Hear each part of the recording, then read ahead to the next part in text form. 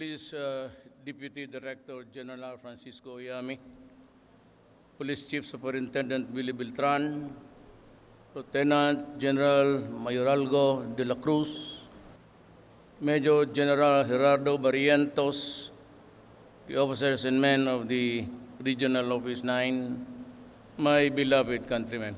Could somebody give a tikas pahinga order?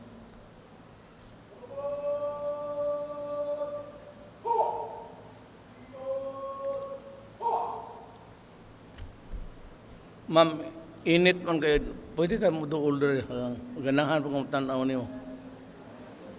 Kaya, hindi yung, ano sa, it's a very unsettling thing. Yung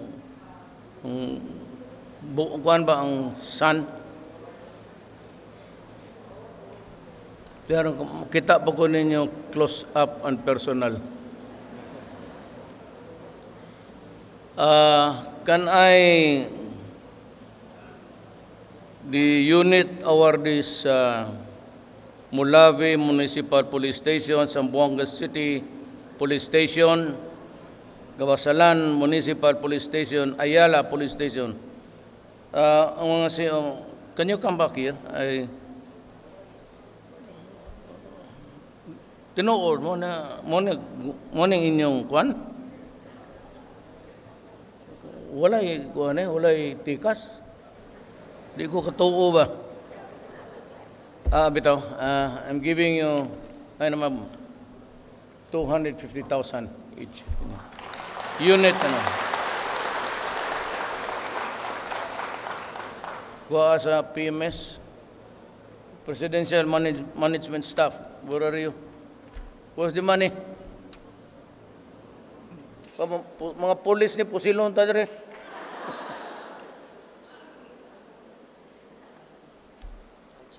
Process man karon lang man ta nag-decide nga mo yeah. Ikaw man pa mo announce sa ila.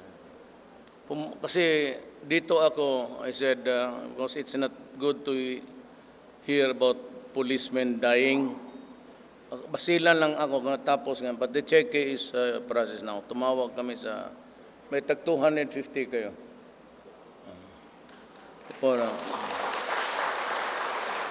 Ang katunga imo, ang katunga bahin-bahinon sa imong girlfriends o ang pulis sa imong yun.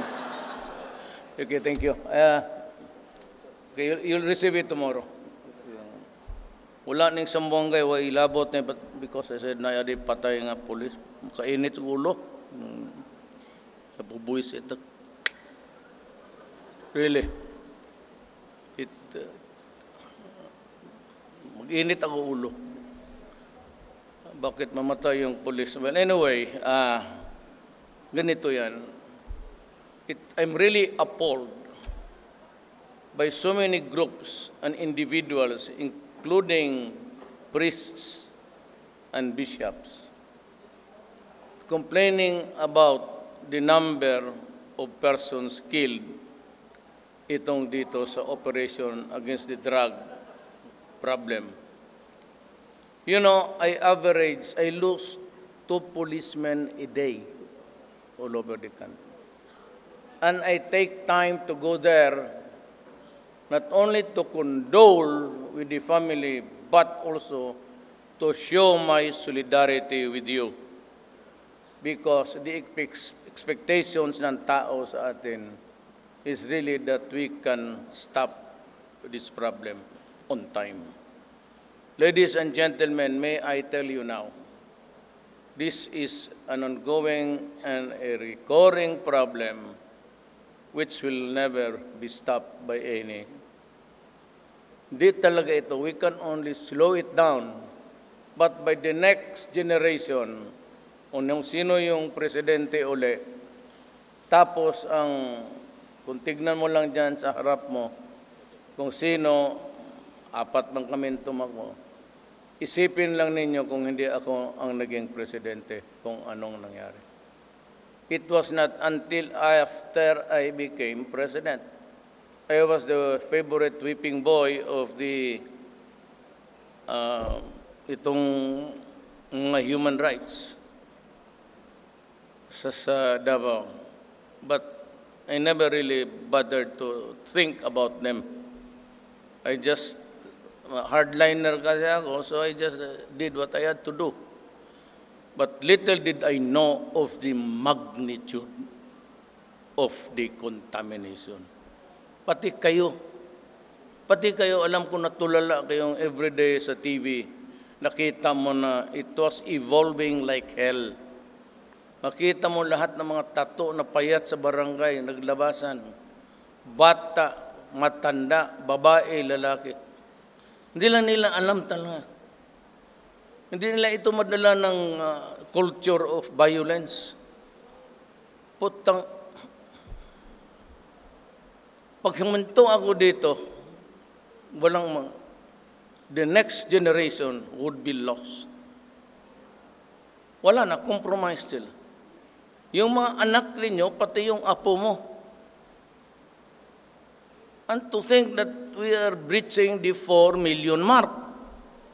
During the Laos summit, I was talking to President Widodo and I asked him pila kabuok ang iya. He said about 4 million. So I was thinking of my country.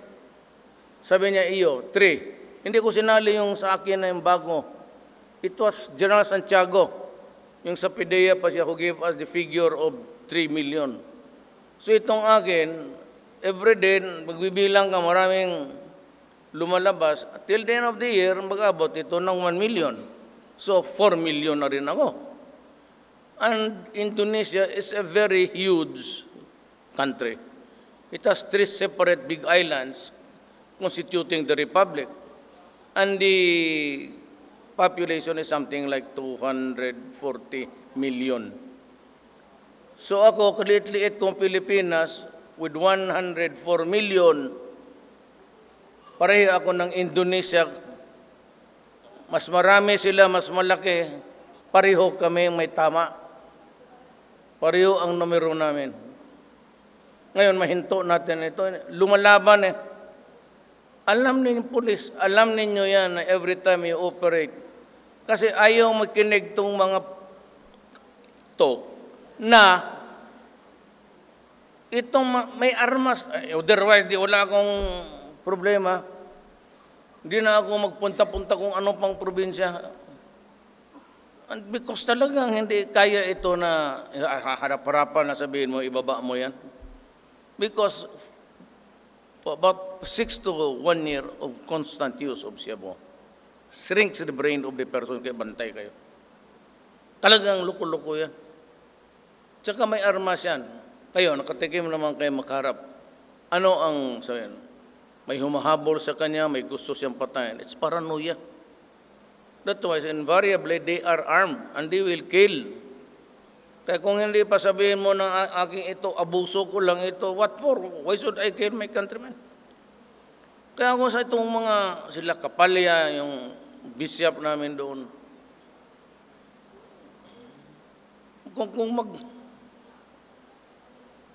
pareho man kami, may mga kabit rin. Sila, bispo, ako, mayor noon.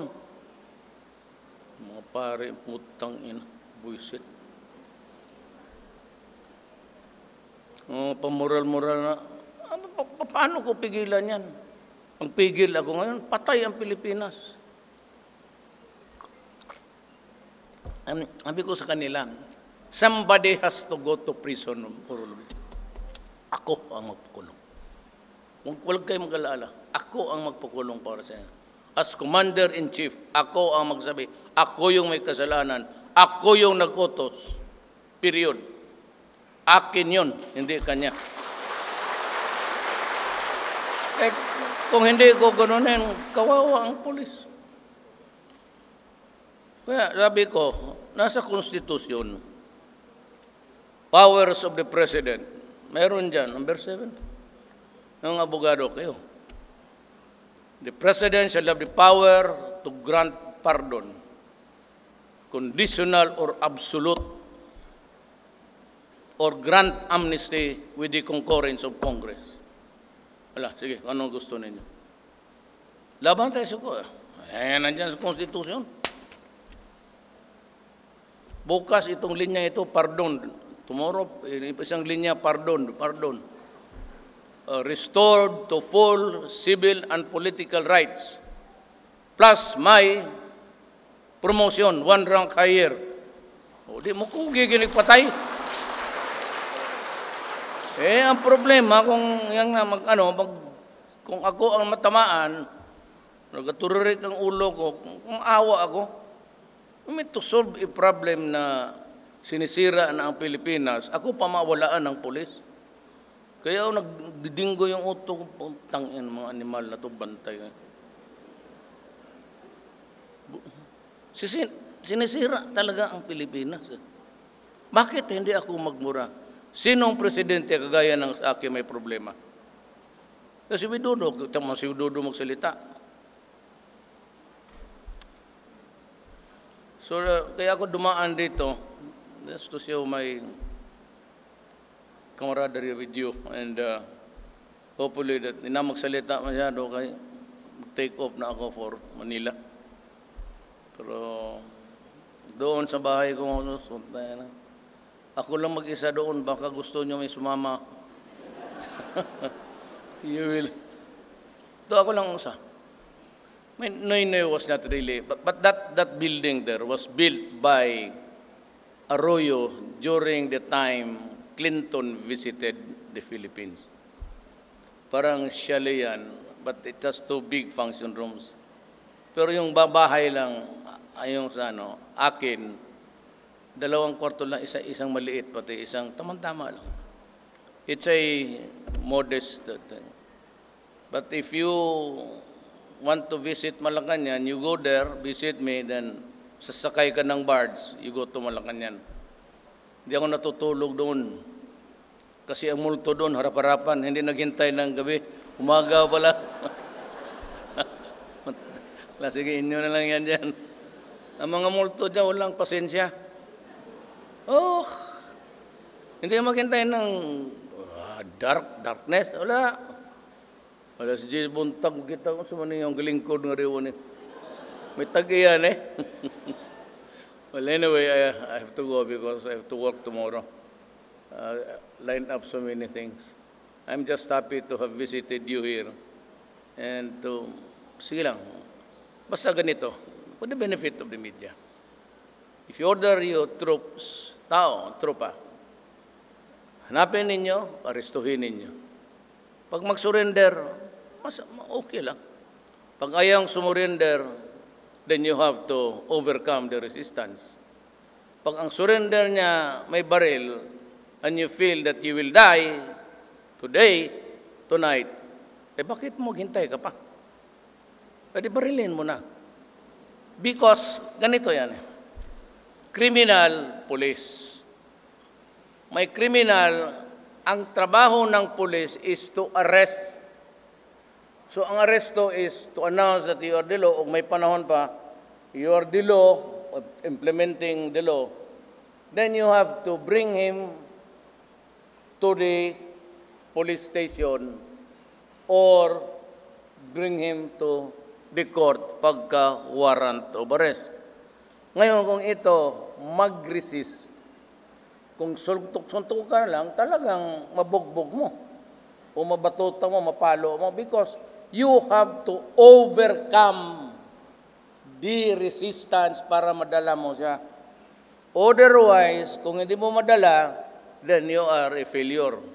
Kaya sabihin mo, Adre, kung sumama ka sa akin ng buhay, okay. Pag sumama ka sa akin ng patay, patay kita. Kaya wala akong magawa. You are resisting. Lalo na kung may baril. Ngayon, kung walang baril, maghiram ka dyan sa mananggite ng sundang. Hindi, wag yan kay ang yumat na yan. Yung mga, na lang yan, yan ang gusto nilang mangyari. Ibig sabihin, tinang ko, kaya ang gusto na nilagay lang daw yung baril, tapos balot daw ng plaster. Sabi ko, hindi trabaho ng pulis yan magbalot. Hindi kami gumagawa ng mami para sa pulis. Wala kami pakialam dyan. Why would you waste your time? Doon yan sa kabila. You must remember na underwear policemen. Remember that everyone. Tsaka yung ninja, nandyan pa sa labas. I hope walang ninja dito. Paninja-ninja kayo. Tuloy ko ang mag-usap. Tanga na, ayang puti nga award. Kukunin yung kay listahan kay Bato. 2 million per head ako. Special yan. Special price dahil kay police. Hindi ko imagine police maggawa ka na. That's treason. Kaya 2 million sila. Walang ano yan. Mano ang table ako. Basta ninja. Wala na may general kay pahawa naman. Pero ang importante dito na nakuha man yung message ko. Nakuha na yung message ko yung at sa huwag kayo ang mamatay. Ang anak, ang asawa, anak, huwag kayo magkumpiyansa. Karon, katong gustong mauban sa Manila, naapay likurana na ang kuhan. May daga nga siguro. Walang dalaga dyan, no? Muragwa, ikaw, ma'am? Pagkuhag damit nga ito, ma'am, good for 2 days. Hindi magdugay, salamat ninyo.